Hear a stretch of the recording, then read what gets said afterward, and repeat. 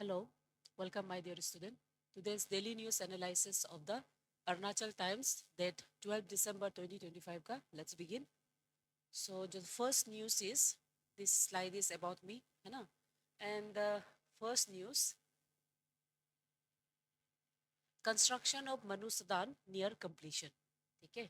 ये मनु सदन एक सेरेमोनियल पिलर है जो बन रहा है और जो बनने के बाद दुनिया का सबसे one of the tallest and largest build बनेगा। ये मना सदन जो आपका मियाओ चांगलांग में इसका कंप्लीशन ऑलमोस्ट 50% से ज़्यादा हो गया है। ठीक है, मियाओ चांगलांग में बना रहा है ये मना सदन और इसको टारगेट किया जा रहा है कि ये मिड जनवरी तक कंप्लीट होगा फॉर द 42nd सफांग वंग मनवाओ फाओ फेस्टिवल्स। ठीक है, ये फेस्टिवल्स के लिए इसको बना रहा है और अगर ये कंप्लीट हो जाएगा तो ये मानव सदन सबसे दुनिया का सबसे tallest and the largest ever built होगा जो आपका जो सप्रेस करेगा बोर्डुमसाओ इनाओ और नामसाई नामगो एंड मार्गरेटा में जो मानव सदन बनाया है उसको सरप्रेस करेगा in terms of height and largest सबसे लार्जेस्ट होगा। ठीक है, सो एग्जाम फॉर्मेट के लिए याद रखो ये मानव सदन जो सबसे दुनिया का टॉलेस्ट एंड लार्जेस्ट जो बनेगा वो आपका मियाओ चांगलांग में बन रहा है। सो ये pillar, this pillar basically symbolize the collective cultural identity of the Simpo community of Arunachal Pradesh, one of the major communities। और ये आपका central ceremony features of the festival जो मियाओ में जनवरी को जो होने वाला है उसमें इसको डिस्प्ले किया जाएगा। सो जो फेस्टिवल है संगपोस का सफांग वंग मनवा पाओ, शायद माई pronunciation may not be the accurate but फिर भी ये एक ऐसा फेस्टिवल है जिसमें आपका जो सफंग वांग यानी कि legendary ancestor of the Singpho community उसका ऑन बिहाफ में उसका मेमोरी में बनाया जाता है। यहाँ में ट्रेडिशनल जो मनाओ डांस है, रिचुअल्स एंड कम्युनिटी गैदरिंग है उसको किया जाता है जो सिंबलाइज करता है यूनिटी एंड लीनिएज को शो करता है। ठीक है, सो ये मेजर कल्चरल इवेंट रहेगा चांगलांग डिस्ट्रिक्ट में जो संगपो कम्युनिटी का आइडेंटिटी और हेरिटेज को डिस्प्ले करता है। सो मना सदन का कंस्ट्रक्शन मियाओ में चल रहा है एंड ऑलमोस्ट खत्म होने वाला है जिसको 42nd जो फेस्टिवल रहेगा सिंगपो का ये माओ सॉरी मनाओ फेस्टिवल में उसको सेलिब्रेट करे दिखाया जाएगा। ठीक है, तो एग्जाम रेलेवेंस में ज़्यादातर प्रीलिम्स का रेलेवेंस प्रीलिम्स का पर्सपेक्टिव में आपको पूछा जा सकता है कहाँ में है बोल के ये पूछा जा सकता है। उसके अलावा आपको important questions regarding Arunachal Pradesh का tribal culture festival socio cultural heritage वो टॉपिक आपको पूछा जा सकता है। जैसे कि आप लोग सबको पता है अरुणाचल नॉर्थ ईस्ट का जो सिलेबस है वो कम्प्लीटली डाला गया है आपका जीएस का जो पेपर वन में। सो जीएस पेपर वन में इस बार भी जो मेंस का एग्जाम हुआ है उसमें करीबन 70 marks completely north east Arunachal Pradesh से आया है। तो इस तरह से क्वेश्चन जब आता है तो आपको बहुत इंपॉर्टेंट पार्ट बन जाता है। सोशियो कल्चरल हेरिटेज के अंदर में आपको इसको पढ़ना है, आप उसको एग्जाम्पल के तौर में लिख सकता है। और प्रीलिम्स में तो कल्चर पूछा ही जाता है, ट्रेडिशनल फेस्टिवल्स को पर्टिकुलरली फेस्टिवल जो होता है वो कौन सा ट्राइब का है ये क्वेश्चन तो बहुत कॉमन है। सो इसलिए आपको वो पर्सपेक्टिव से भी पढ़ना है। साथ ही साथ आपको कम्युनिटी लेड कल्चरल इंफ्रास्ट्रक्चर वो स्टेट लेवल में कल्चरल पॉलिसी का जो रिलेटेड क्वेश्चंस होगा ये भी आपको पढ़ना होगा। Okay, next, legal aid clinic setup at Rajya Sainik board. सो इसका बारे में डिटेल में हम लोग यहाँ देख लेता है। सो लीगल एड क्लिनिक स्टैब्लिश किया गया है आपका राज्य सैनिक बोर्ड में अंदर योर ये नेल्सा वीर परिवार साहित्य योजना के अंदर में। ठीक है, सो इसको अरुणाचल प्रदेश का स्टेट लीगल एसोसिएशन एक लीगल एड क्लिनिक एड राज्य सैनिक बोर्ड में वो लोग स्टैब्लिश किया है अंडर द नेल्सा वीर परिवार साहित्य योजना 2025। ये बेसिकली लीगल एड प्रोवाइड किया जाएगा for personal for defence personnels and their family, यानी कि डिफेंस पर्सन लोग का जो सर्विस होता है उसको ध्यान पे रखते हुए वो लोग का फैमिली को और या तो वो लोग को पर्सनली ये सर्विस प्रोवाइड किया। सो ये जो क्लिनिक है यहाँ में फ्री लीगल एड असिस्टेंट आपको दिया जाएगा और मतलब कुछ कुछ इश्यूज लाइक प्रॉपर्टी डिस्प्यूट हो गया, वेलफेयर स्कीम्स हो गया, matrimonial matters and other legal needs जो जरूरी है आपका पर्सनल इश्यूज के लिए for the ex serviceman and their dependents उसके लिए दिया जाएगा। ठीक है, it's a very good step issued by the Arunachal Legal Aid Associations। So इसके बारे में और थोड़ा सा अगर आप देखेगा ये इनिशिएटिव आगे जाके एक एक्सेस लीगल सर्विस प्रोवाइड करेगा specially for the defence community in Arunachal Pradesh और ये एक timely and competent legal support system बनने में मदद करेगा। ठीक है। सो ये जो अरुणाचल प्रदेश का जो लीगल एड है क्लिनिक जो राज्य सैनिक बोर्ड में है, ये जो डिफेंस पर्सनल लोग के लिए है, एक्स सर्विसमैन और उसके डिपेंडेंट लोग के लिए है ना। और दूसरा, legal aid under the constitution. Constitution के अंदर में जो लीगल एड है, ये एक बहुत कॉमन क्वेश्चन है और ये क्वेश्चन पूछा जा चुका है आपका एपीएसएस भी एज वेल एज आपका एपीपीएससी में भी, जहां में आपको क्वेश्चन ऐसे होता है कि लीगल एड कॉन्स्टिट्यूशन में कौन सा आर्टिकल में आता है। तो कॉन्स्टिट्यूशन में लीगल एड जो आपका 39A, article 39A part 4 of the directive principle of the state policy में यह आता है, जो ऐसा इंश्योर करता है, इट इंश्योर्स कि लीगल सिस्टम प्रोवाइड किया जाएगा जस्टिस के लिए, ताकि एक इक्वल अपॉर्चुनिटी मिलेगा सब कम्युनिटी को। ठीक है, उसमें बेसिकली फ्री लीगल एड का बारे में बताया जाता है। तो एग्जाम पर्सपेक्टिव में आपको पर्टिकुलरली ये चीज को पढ़ना है, article 39A part 4 directive principle of state policy. ठीक। So implementation through national legal service authority है ना, नेल्सा जिसको हम बोलता है, एंड स्टेट लीगल अथॉरिटीज का अंदर में ये ऑपरेशनल आर्टिकल 39A को providing legal free legal aid clinics, legal literacy programme and assistant for this marginalise section as well as including the defence personnel अंदर स्पेसिफिक स्कीम के अंदर में इसको डाला गया है। ठीक है, ये आगे जाके it will strengthen the access to the justice, empowers the weaker section of the society, and also will fulfill the directive principle of the state policy by making justice accessible, affordable and equitable to all. ठीक है।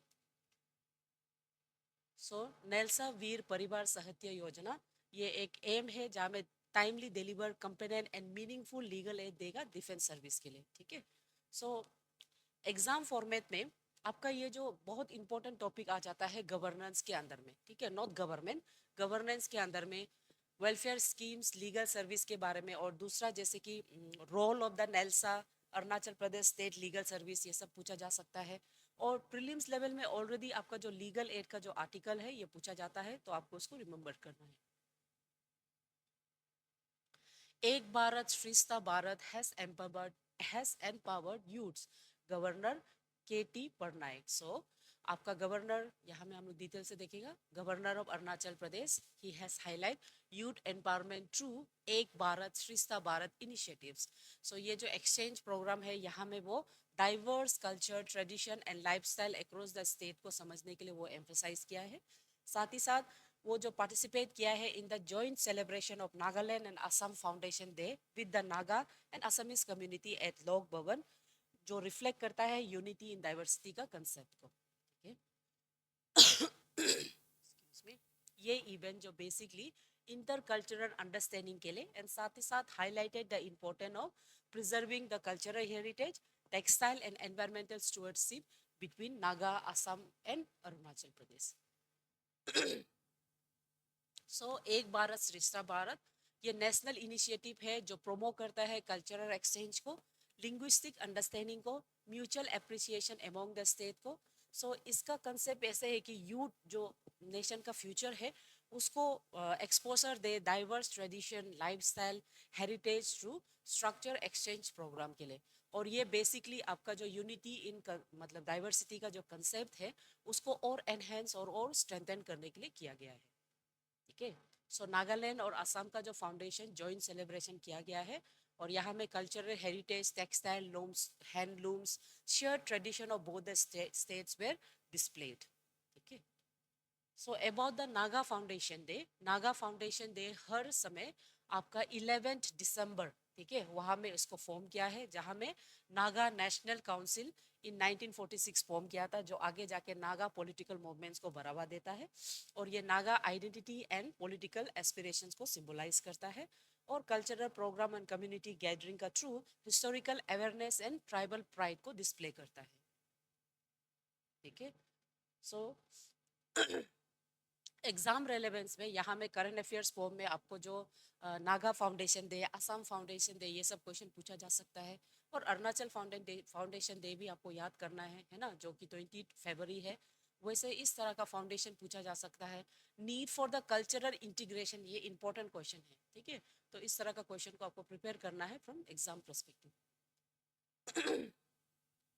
So under 19 Asia cup, Suryavanshi star attraction, but will ICC urge BCCI to revisit no handshake policy. So no handshake policy ये कुछ समय से India और पाकिस्तान का जो cricket है, क्रिकेटर्स है, वो लोग के बीच में देखने को मिल रहा है, जहाँ में जो हैंडशेक होता है उसको वो लोग नहीं करता है ना। तो इश्यू ये है कि आईसीसी जो अर्ज कर रहा है आपका बीसीसीआई को to recognise no handshake policy को ahead of the under 19 Asia cup, India Pakistan का जो मैच होने वाला है, ठीक है। सो अंडर 19 का जो एशिया कप चैंपियन है, इसको हम लोग का राइजिंग स्टार जैसे Ayush Mhatre and Vaibhav Suryavanshi, they are leading and very strong format में है।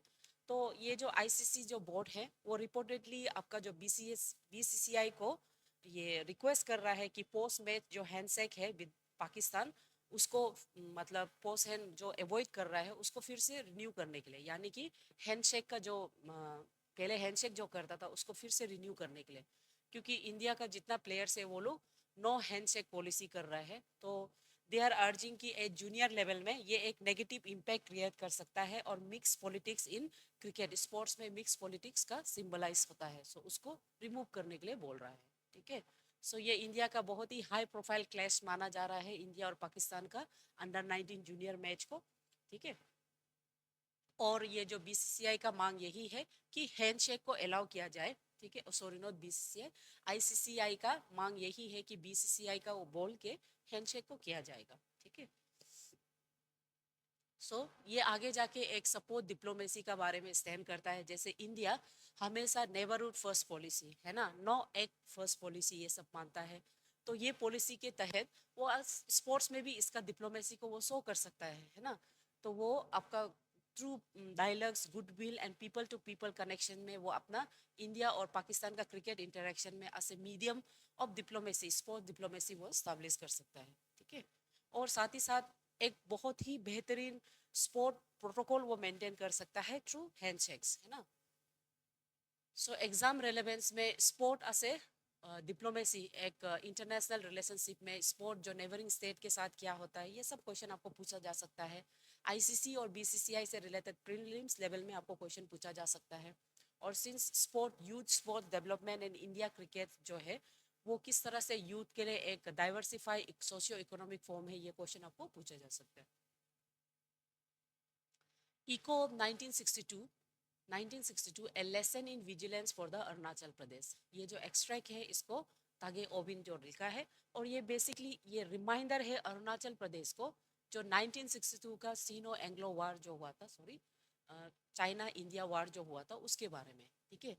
रिसेंटली आपका अरुणाचल प्रदेश में दो ऐसा कश्मीरी टेररिस्ट पकड़ा गया है ना, जो इंफॉर्मेशन लीक कर रहा है।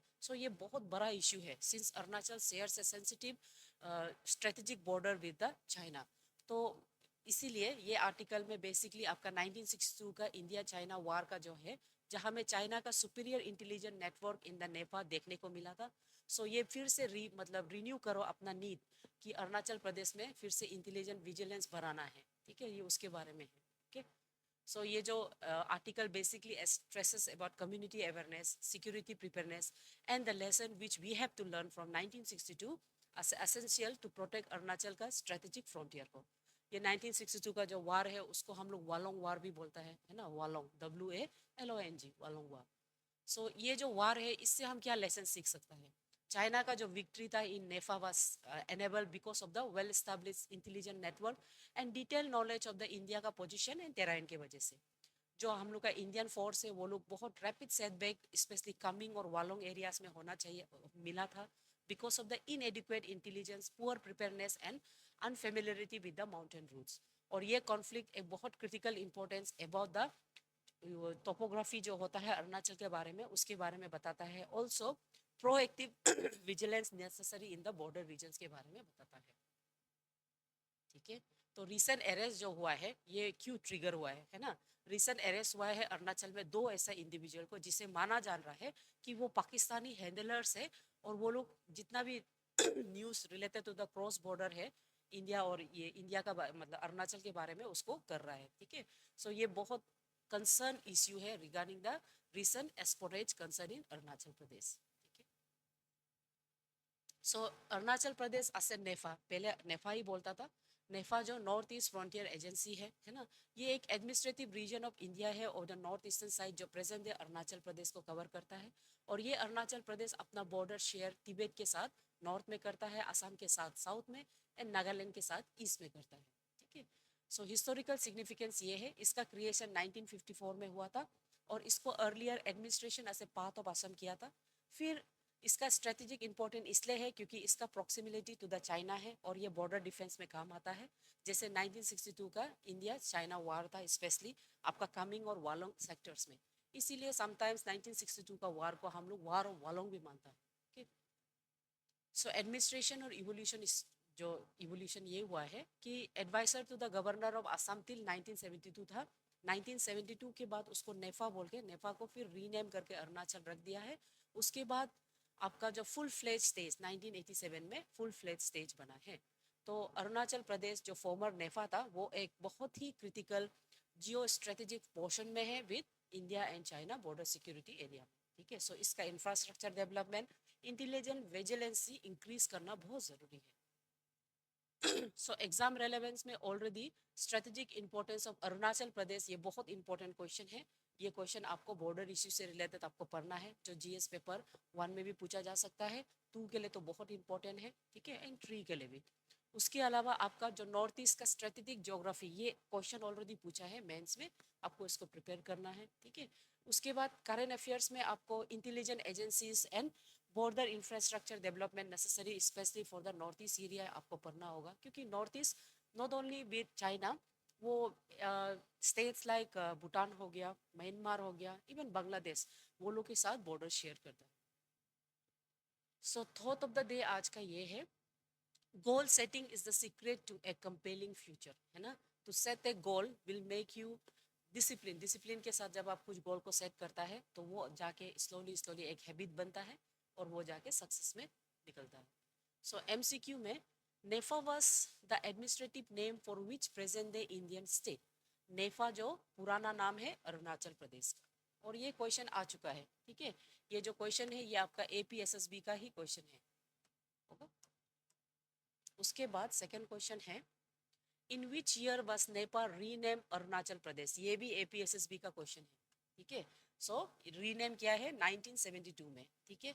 और ये नाम को बीडी शास्त्री और के राजा वो लोग सजेस्ट किया है। और अरुणाचल का मतलब क्या है, लैंड ऑफ फर्स्ट सनराइज, है ना। उसके बाद question number 3, the 1962 India China war in NEFA primarily highlighted the importance of intelligence and terrain familiarity. ठीक है। Intelligent and terrain familiarity. उसके बाद which Naga organisations formation is commemorated on Naga foundation day, तो वो है नागा नेशनल काउंसिल का। ठीक है। जो आगे जाके नागा का पॉलिटिकल फॉर्मेशन में सबसे बड़ा बेहतरीन महत्वपूर्ण रोल होता है जिसका। उसके बाद when is Naga foundation day observe annually, annually 11 दिसंबर को मनाया जाता है। ठीक है। Question number 6, which sectors of NEFA saw major conflict during the 1962 Indo-China War? So India-China War में जो बेसिक सेक्टर जहाँ में सबसे ज़्यादा इम्पैक्ट हुआ है वो है आपका कामिंग एंड वालोंग एरियाज। ठीक है। Kameng and Walong areas. उसके बाद question 7, Ek Bharat Shreshtha Bharat initiative primarily aims to, इसका प्राइमरी एम्स है promote cultural exchange and national integration among the Indian state, है ना। कल्चरल डाइवर्सिटी यानी कि यूनिटी इन डाइवर्सिटी का कंसेप्ट को डालना। उसके बाद which of the following was the key lesson from the 1962 war in the NEFA, तो उसका आंसर है importance of intelligence and proactive vigilance, ये सबसे ज्यादा जरूरी है। ठीक है। उसके बाद the strategic importance of Arunachal Pradesh in India-China relationship is due to its border with Tibet and actual line of control proximity. होगा। ठीक है। सो इसके बाद लेट्स सी मेंस क्वेश्चन किस तरह से आ सकता है। Discuss the lesson from the 1962 India China war in NEFA and their relevance for the contemporary broader security in Arunachal Pradesh. ये बहुत इंपॉर्टेंट क्वेश्चन है। इस तरह का क्वेश्चन ऑलरेडी आपका एपीपीएससी लुक में पूछा जा सकता है, ठीक है।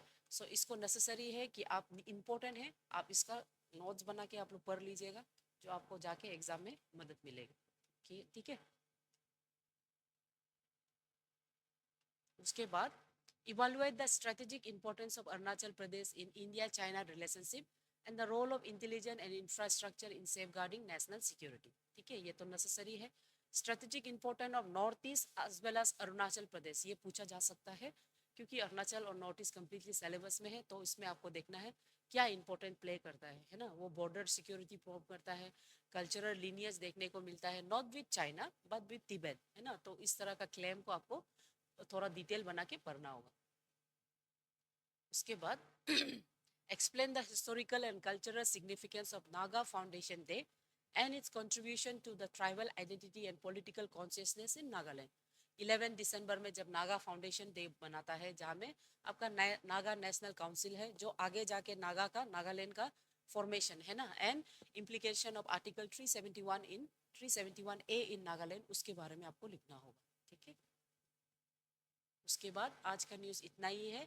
Thank you my dear student, keep supporting us, keep following the news, ठीक है, ताकि आपका current related to the Arunachal Pradesh updated रहे। Okay, thank you.